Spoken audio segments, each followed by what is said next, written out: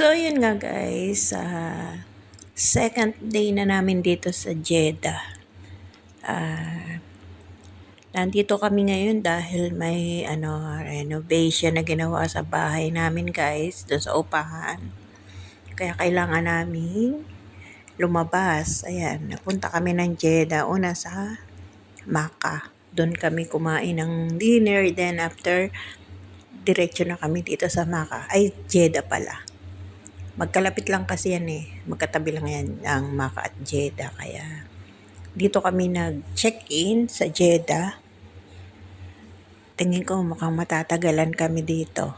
Dahil tumawag daw doon sa bahay. Hindi pa tapos. Hindi pa nangangalahati. Kaya hindi ko alam kung ilang araw pa kami dito. So yun nga guys. Wala naman alam gawin mga tao dito kundi gumala ng gumala. Kaya ito, hapon dito, lumabas na sila. Dahil gabi pa lang, nagsabi na ako na bukas hindi na ako sasamang gagala. Dahil hindi ko kaya yung ganun katagal na katambay sa isang lugar na maraming tao. Sumasakit talaga ulo ko. Yung natulog ako, masakit ang ulo ko, nagising ako, masakit pa rin ang ulo ko. Kaya yun guys, nagpaiwan na ako. Mas gusto ko pang magtrabaho na lang dito. Naglaba, nagplancha, naligo ako, yun. Kasi hindi ako makaligo pag nandito sila dahil isa ang aming banyo. Ang kinuha nilang room, 2 bedroom lang. Maliit na kitchen at isang CR. Isang sala. Kaya dito ako sa sala natutulog guys. Ayan. Ayan, yung pwesto ko na yan sa mga alaga ko yan. Wala naman sila kaya dyan ako nagtambay. Nanood akong TV. So yun guys. Yan, ganyan lang naman ang alam kong kain-kain. Ayan. Wala naman ako hindi. Sumama man ako sa kanila, hindi ako makapag-video kasi ang ganda sana mag-video sa daan kaso ang pwesto ko sa kotse, nakapagitna ako dun sa mag-ina. Hindi ako makapag-video guys. Kaya tingnan mo, nakabakasyon na ako. Kain-kain pa rin. Kain serye pa din. Yan guys, ang aking merienda. May may kiat-kiat akong dala. Tapos ayan yung mga pinamili namin, mga chips, tsaka Yan guys.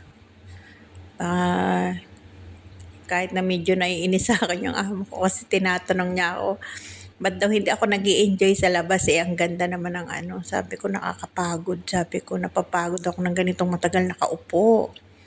Isipin nyo guys, ang ganda-ganda ng tanawin. Nasa tabing dagat kami, nasa Corniche kami ng Jeddah. Ang ganda ng talaga tabing dagat. Kaso, mas gusto ko pang matulog. Dumadampi sa akin yung simoy ng hangin. Ang sarap matulog guys. Kaya ganun nakikita ng mga amo ko na maga yung mata ko dahil talagang pinipigil ko yung antok ko. Hindi ako sanay ng ganun na Mas gusto ko pang nasa loob ako ng bahay. Kaya nung nagsila kayo mga alaga ko, hindi na nila ako sinasama. Kasi alam nila sa simula't simula, hindi ko yung sumasama sa labas. Mas gusto ko pang kung may gagawin ako sa loob ng bahay, maiwan na lang ako. Tama, masarap kinakain na nagpasosyal kami ng kaunti. Kumain kami sa Al-Iraqi restaurant. Ayan guys. Talagang medyo mahal nga lang. Talagang price ang food nila per order. Talagang nagulantang sila. No choice sila. Gusto nila magpasosyal. Ayan. First time namin kumain sa ganang resto. Nag-request yung amo kong babae kay Baba na pumunta naman kami daw sa bagong kainan, hindi puro laging ganun ang kinakain. Nakakatuwa naman talaga guys, ang sarap ng food, kakaiba ang biryani ng Iraqi guys, ang lambot ng kanilang laham, talagang tapos yung kanin iba, kakaiba sa mga biryani kasi kung tutuusin, sabi nila original ng biryani, Indian. Hamak na masarap.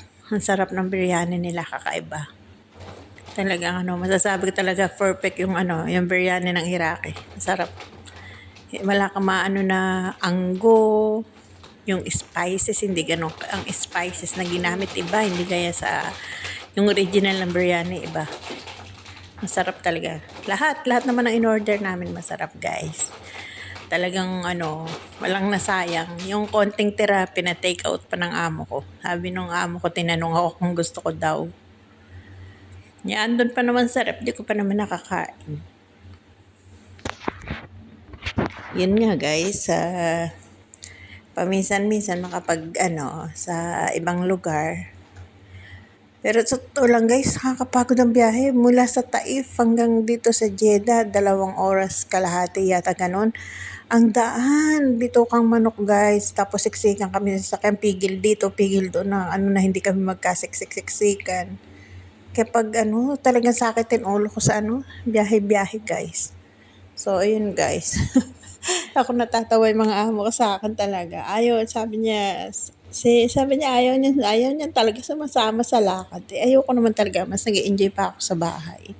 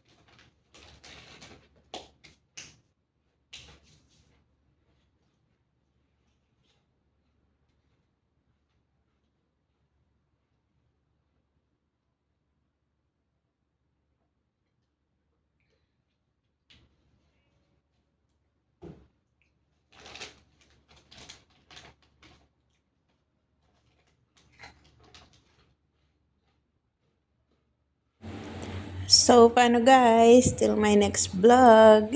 Hanggat nandito ako sa Jeddah. Yan. Bye-bye.